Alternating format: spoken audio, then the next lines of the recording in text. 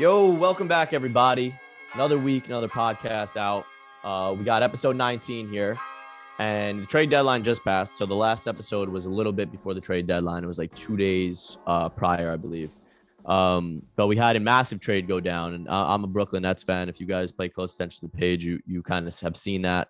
The Nets get Ben Simmons, and the Philadelphia 76ers get James Harden. So I think it's gonna be an interesting little switch up in the Eastern Conference, and for both those teams, and I'm excited to see what they have to give. This week we spoke to Josh Smith, Jay Smoove, an absolute legend.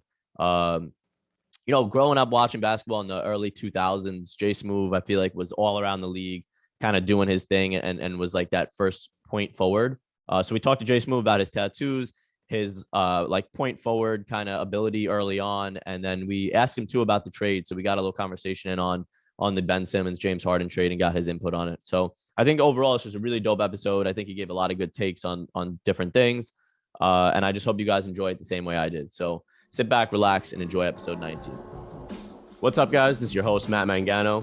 Make sure to follow, rate, and review on Apple Podcasts. And we also have a YouTube channel, so head over to YouTube and hit that subscribe button. What is going on, everybody? Welcome back to another episode of the Inked NBA podcast. We are joined by the point forward, before there was a point forward, Jay Smoove, Josh Smith. What's going on, my boy? What's going on with you? How you doing? Chilling. So I'm super excited to have you on. So I'm 22 years old. So when I grew up kind of watching the league, you were dominating the league for like my beginning years of kind of watching. You were, like I was saying just now, you were the point forward like before there was a point forward, right? Do you like consider that with yourself? Yeah, just starting a new generation, new wave of a different type of non-traditional prototypical four-man, and just bringing the ball to the court and kind of initiating the offense, kind of do you know take a little bit of credibility for starting that new wave. Hell yeah.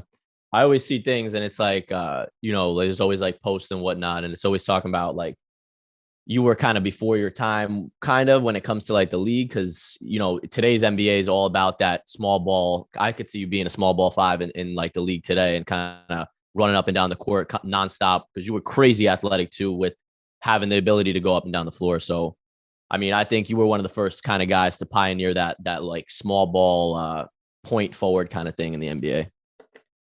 Appreciate it. Yeah. I definitely a little bit ahead of my time, but everything happens for a reason. Big ups to those guys in the NBA now who are doing great things, who are making the NBA exciting, and kind of passing the torch and doing it their own way in a different type of way too. Oh yeah. All right. So now let's get into the ink. So we talk tattoos, talk everything tattoos. I was looking at some pictures back in Oak Hill in the high school days. You didn't have nothing, I don't think, right? Yeah. At least from pictures, you were clean cut. Yeah. I was. Well, through high school, I was. I grew up in a Christian household where I was kind of sheltered a little bit, but also, as kids, you have things that you want to do, but you can't do them because you're under your parents' household. So Yeah. I grew up in the era of you get to do whatever you want to when you leave the house. So when I left, that was probably the first thing that I got was a tattoo because I always wanted one. And what kind of sparked your like interest in tattoos? Allen Iverson is is one of my idols growing up. Watching the game of basketball, just seeing him, how he brought a different type of culture to the game, and how well he played. And then when I actually got into the NBA, just seeing how explosive he was at the height that he was, it was impressive. And so for you being like looking up to him kind of in a way and seeing how he like revolutionized like the culture of the NBA, when you like played with him, like talk me through that moment, or when you played against him, how that like the first matchup, like what's going on in your head? How crazy is that for you? I mean, first I wasn't playing the first time we played him, so it was like the best seats in the house, Yeah. So just sitting there, I came out of high school, so watching him just like in awe. You know what I mean? Like I can't believe I'm you know what I'm saying, that was one of those moments like, okay, I'm really in the NBA and I'm playing Yeah. against, you know, guys who I you know, I grew up watching. That's wild. I can't even imagine. Like you said, I mean, best case scenario, because you get to just sit there and admire everything he's kind of doing. You don't have to be chasing after him nonstop on the court. Absolutely, yeah. Yeah. What was your or how old were you? And talk me through kind of the story of your first tattoo. Um I think I was 18, just got drafted, and me and a couple of my buddies went to this tattoo shop.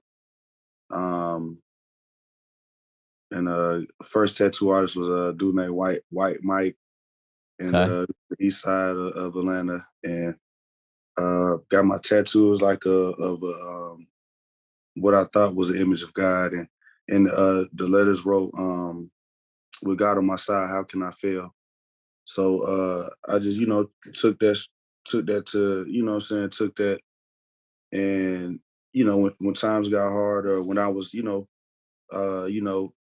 in those little times where you overthinking situations, it was a good kind of scripture for me to look down and give me reassurance. So Mhm. that was my first tattoo.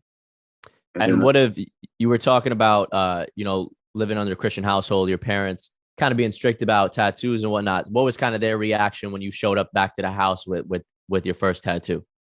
my dad wasn't really tripping because he knew. I talked to my dad all the time. He knew I think he was with me, as a matter of fact, when I got my first Hmm. one. My mom was kind of livid a little bit, but Yeah. I kind of, you know, requoted what she quoted me when I was younger. So she, you know, she just, you know, kind of mumbled a little bit, but got over it. Hmm. She got And over it. then, so once you get into the league, right, you get drafted, get your first tattoo. What did it kind of for you? Like, what did tattoos mean to you? Why did you start getting so many, and what kind of got you like addicted to them in a sense? I mean, this artwork, you know what I'm saying, and then you appreciate the artist that's doing the work. You know, each and every artist that I've met, they've been, you know, they've gotten so much better over the years, and my last artist has been probably been the best one I've had, and you know, I get addicted to how great it looks on my skin, and you know, I see other little spaces that I can imagine things being there, and most of my tattoos have meaning to it. So you know, I don't really kind of get tattoos for no reason. Most of them have meaning. So what about is your last artist? Are you talking about Steve? You went to Steve Wiebe? Yeah, absolutely. So Steve. what uh what was that kind of experience like? Because I mean, everyone on the page and that listens to this pod knows who he is. He's notorious for being like, the king of NBA tats, and he's like ridiculous, like you're saying. But Yeah. uh, how did that kind of experience go? How'd you guys kind of like meet? And then how was that whole session kind of like? It was it was crazy. Think I was it was when I was playing with the Houston Rockets. I just got uh waived or waived from Detroit. So I signed with Houston. We go up to Portland, and I see a guy. We're in the gym after the game. We had to stay the night. We was there for a couple of days, so we had practice for a couple of days at this gym. And I seen this guy with this dope artwork, and I was like, "Yo, let me see your tattoo." So he showed me a couple, and I was like, "Well, who's your tattoo artist?" So he showed me the Instagram. It was Steve. I was like, Mhm. "Man, he's dope. I wanna get with him this summer." So he was telling me, I think he had did the rail right Yeah. before that, and then right after that, I connected with him, and he did a tattoo for me. I think it was like 2015 or something like that, and we've been locked in ever since. Though. That's wild. So this guy that you saw at the gym, this is like not another player. Like this was just a No, dude in no, the no. gym. It was a guy. His name is Mark. I'm still friends with him to this day. We still talk. We still communicate. Um, Is it yeah, Mark Stromey? yeah, Yeah, absolutely. Yeah. yeah. It's like his like one of Steve's boys, right? Yeah. So yeah, I basically, started a conversation with him after practice, and he put me, in contact with him, and I flew him out to Atlanta. We did a session together, and then the rest is history. What's kind of like the difference? Walk me through, uh, when you were getting tattoos kind of before you met Steve, and before you were kind of like the early on tattoos, more of like the just walk into the shop kind of thing versus like you said, flying somebody out and kind of dedicating, that whole space to kind of go and get that artwork done. Yeah, well, I kind of was always like a private person with. I really didn't like to go in shops a lot, so when I was younger, 18, I did, and that's when I met Mike, and then I met a guy named Randy uh, through Rest in Peace, Lorenzen Wright, and he started doing my tattoos. He did a lot of guys in the NBA too as well. So still to this day, and so I was getting tattoos. He'll come to my house and tattoo me, but he was local. He was Hmm. a local artist. He's from Atlanta. So uh, when I um when I traveled and I seen that artwork, I mean, it was like the murals and the faces. It was kind of like a step above what I was used to, and it was something that I wanted to look into. So that's what made me ask those questions. Yeah. So Uh, I want to talk about some of your like specific pieces. First one that always pops out whenever I see pictures of you playing and whatnot is your Atlanta logo tattoo you have on the bicep. So talk to me about kind of what the meaning behind that tat is, and like why you felt like the need to go out and get that. you said on the outside or Yeah. it was like that's like my second tattoo. So it was like it was just a representation of where I was from and just the culture behind everything about me and what I represent. So that I definitely had to be one of my first two tattoos for sure. And then now, what about the other one, the inside with the Um, Hawks? man, just I wanted to add on to what the outside was. I played with the Hawks. It has the Georgia Dome in there, a couple of highways that are legendary and that people know in the city. So um, I just wanted to add on to that piece. It was like an add on. And for you, what's your like most meaningful piece you kind of have on you? Uh, like I have my mom and dad on me, so Okay. those are probably the most ones. I have my kids' faces on me, my wife face. So those are probably the ones that I really cherish the most. Are those And those? then and then for you, what's kind of your favorite piece? So not essentially the most meaningful, but just like you thought like came out super dope. Let me see. I gotta man. I have like some Chuck Taylors on my back shoulder that Steve made that are really dope. Hmm. It came out amazing. And now, are there any guys like that you remember playing with, or because I know you played with B Jennings for a while, and Brandon he came on the pod and he's one of the guys that like is crazy into tattoos, all into that. Um, is there any guys like when you that you remember playing with, or that you like have a relationship with now that you kind of remember having some like dope tattoos? Not really because uh, like what's good about this era too is that um, those young guys could kind of like have freedom of how they are as people. They can wear tattoos and not get judged and not looked at in certain ways. But when I played in my era, guys really didn't have a whole lot of tattoos. They didn't have sleeves and different things like that. Um, because of those type of stereotype things. But I think one guy who had the coolest tattoos when I played in my era was probably Chris Anderson. Yeah. The Birdman has super dope tattoos. So that's probably one. He had a lot of colorful ones, a lot of Hmm. different. different looking ones. But that's probably the one that had the most flair to his tattoos at that moment. Yeah. Birdman was one of like the first dudes, like you were saying, in your era kind of come in, and really go at it. And still to this day, he's one of the only dudes that's been like full color in the NBA with their Mhm. tattoos. Yeah. Did you ever experience anything where, like you were saying, where there's kind of people like feeding into stereotypes or whatnot with tattoos? Like, when you came into the league and you started kind of expressing yourself through your tattoos, did you ever get any like backlash from like whether it's the front office or like teammates, fans, anything like that? Most definitely, but not from teammates. Not so not from my organization, but just outsiders. Probably wanted to try to look in because I was such a like I had my I was a private individual. I really didn't speak a whole lot.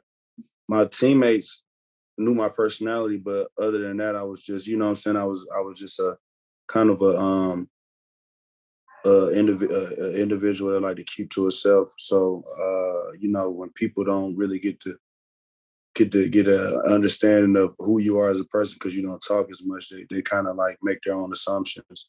So I mean, yeah, but that just comes with being a celebrity and being in that limelight. People are gonna make their own. Uh, they're gonna make their own scenarios up in their mind about who they feel like you are as a person. So it is what it is. Yeah. That comes with territory. And so for you, I know now or last year, a couple of years ago, I think it was 2 years now, you played in the Big Three. I want to talk to you just about kind of that and how like dope that experience is.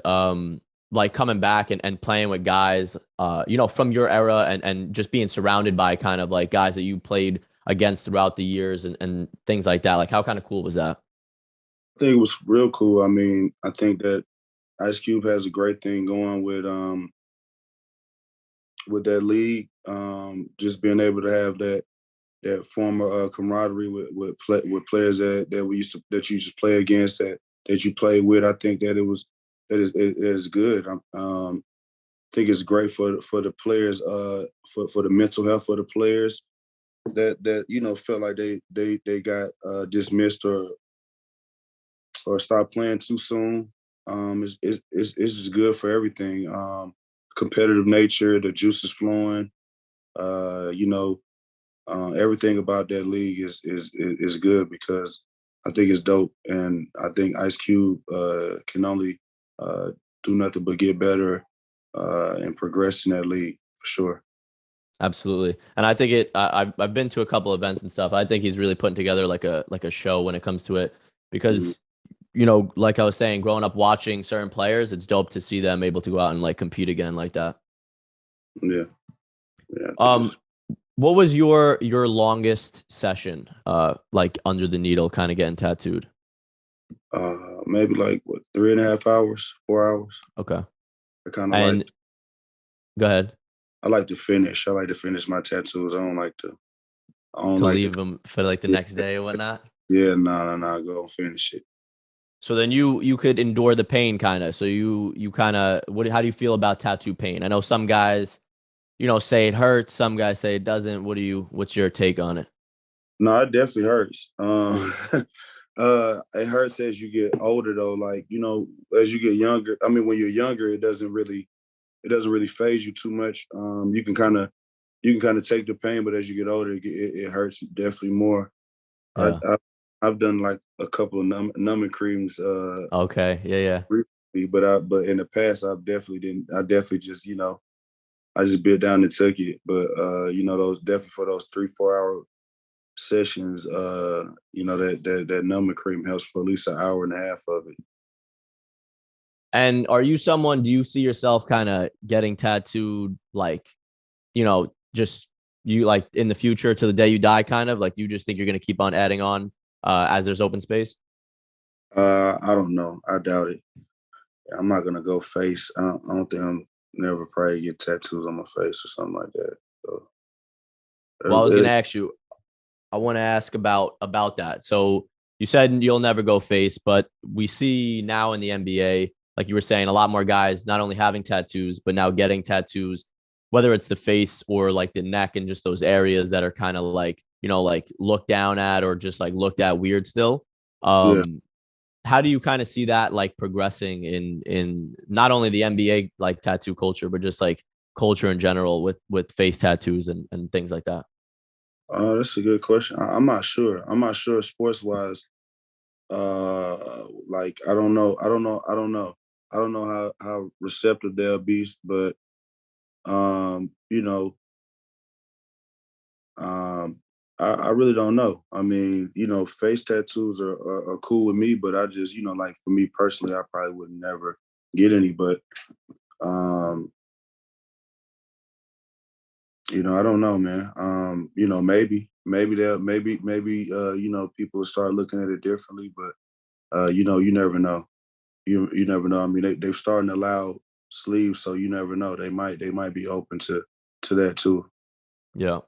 Are there any guys in the NBA right now that you like kind of look at their ink and you're like, oh, they got some dope work? Yeah, for sure. Jason Tatum, Yeah. uh, his work is dope. Um, and who else is LaMelo Ball for sure. Hmm. He has some dope ink. Um, Kevin Durant is a sleeper. He has some dope ink too. He has his a lot. Yeah, John he's Wall. always got on the KD always got on the double leg sleeve Yeah, with the jersey, and his whole back and torso is tatted up, so you can't really yeah, see it under the jersey. yeah. But he has some dope ink though. Hmm. So yeah. So this is something I always ask everybody that comes on, and I'm curious, if you could give me a number, how much do you think you spent on your tattoos? Man. Uh, um, maybe like 65,000, Shit. probably. Yeah, somewhere around there, maybe more. I don't know. Yeah. And are you including like flying out and whatnot, or you're just including straight up like Yeah, you gotta tattoo you got costs? you gotta put that in there too. Okay. You gotta put that in So there. so six, that's probably honestly, I'm trying to think. I think we had one person say 75, but then besides that, I think that you got the highest spot behind that right now. Oh man, yeah, it's the truth. I probably spend that much for real. All right, so I want to know your opinion or your takes on the Harden for Simmons trade, because I know you did play with Harden, and then I feel like as a point forward, you and Simmons game is kind of similar. So let me know Yeah. your thoughts on that.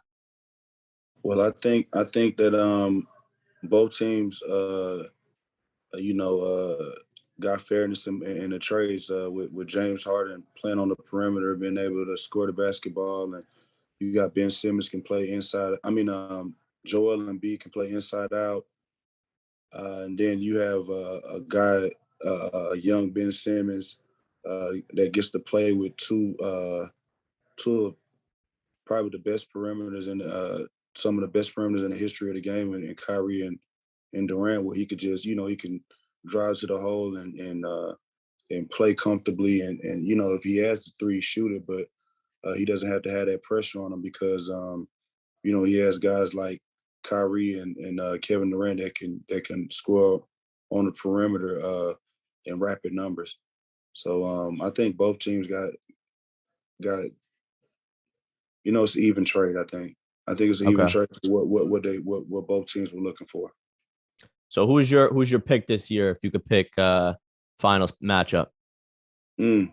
Uh, man, I have to go Eastern Conference Finals, probably Miami and Cleveland. Okay, I like Cleveland. I like that pick. Yeah, I like that. and I probably have Miami going to the finals, and I probably have Phoenix, and man, they really don't have. I had to say Phoenix and Golden State. Okay. And I think Phoenix gets the nod in that one. So maybe Phoenix and Miami in the finals. Phoenix, Miami in the finals. And who you got taking it then?